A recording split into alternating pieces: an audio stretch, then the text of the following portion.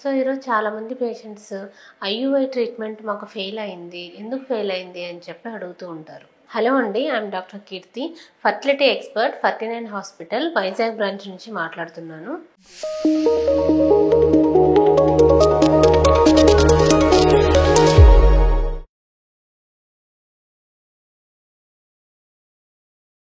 So ఇందులో మనం మెయిన్గా తెలుసుకోవాల్సింది ఏంటంటే ఐయుఐ అంటే ఇంట్రాయూటరైన్ ఇన్సెమినేషన్. సో ఇందులో ఏంటంటే హస్బెండ్ యొక్క స్పామ్స్ని లేడీ యొక్క గర్భాశయంలోకి ఇంజెక్ట్ చేయడం అనేది జరుగుతుంది.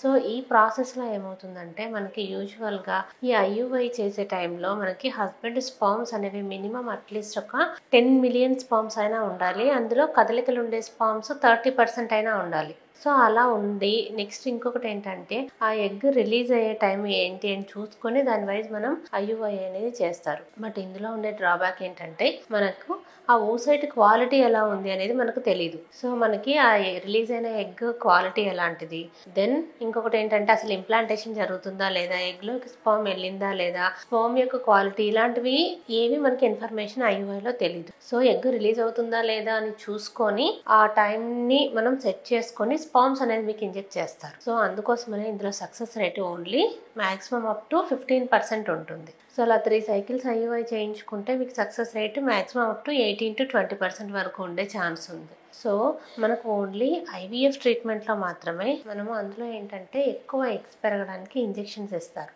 సో ఒక్కొక్క ఎగ్ యొక్క క్వాలిటీ ఎలా ఉంది తెలుస్తుంది. అండ్ ఈచ్ ఎగ్లోకి స్పామ్ ఇంజెక్ట్ చేయడం జరుగుతుంది ఎక్సీ ప్రాసెస్ ద్వారా. సో ఈ స్పామ్స్ ఎలా ఉన్నాయని కూడా మనకు ఐడియా వస్తుంది. సో అలాంటి మనకి ఫామ్ అయిన ఎంబ్రియో ట్రాన్స్ఫర్ ద్వారా మీకు ట్రాన్స్ఫర్ చేస్తారు. సో మనకు ట్రాన్స్ఫర్ చేసే ఎంబ్రియో కూడా క్వాలిటీ ఎలాంటిది అనేది మనకు ఐడియా వస్తుంది. సో ఇటువన్నీ అన్ని చూసుకొని చేయడం ద్వారా ఐవీఎఫ్లో సక్సెస్ రేట్ ఆల్మోస్ట్ 60 to 70% వరకు ఉంటుంది. సో మీకు ఆల్మోస్ట్ ఒక 3 to 4 సైకిల్స్ ఐయుఐ ఫెయిల్ అయ్యాయి. సో అంతకు మించి మనం ఐయుఐ చేయడం ద్వారా వచ్చే ఎక్స్ట్రా అడ్వాంటేజ్ అయితే ఏమీ ఉండదు. సో మనకి ఏవైతే ఇలా 3 to 4 సైకిల్స్ ఐయుఐ ఫెయిల్ అయిన పేషెంట్స్కి నెక్స్ట్ ప్రాసెస్ ఐవీఎఫ్కి వెళ్తే మనకి సక్సెస్ రేట్ అనేది బాగుంటుంది. Thank you so much.